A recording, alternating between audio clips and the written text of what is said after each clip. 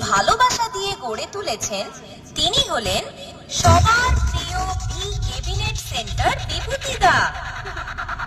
এবং তারপরে জানাই আমাদের প্রিয় ইলেকট্রিশিয়ান গৌতম দাকে।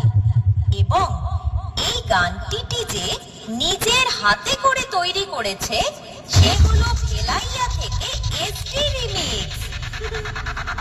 এই দেখুন, সবার মাঝখানে যারা সারা রাত কষ্ট করে সেটাকে রেডি করেছে তাদের তো ভুলেই গেলাম। তারা হলেন টেকি খোলা দক্ষিণ রায় যুবক সংঘ দাদা ভাইরা। তাহলে আর দেরি না করে শুরু করা যাক।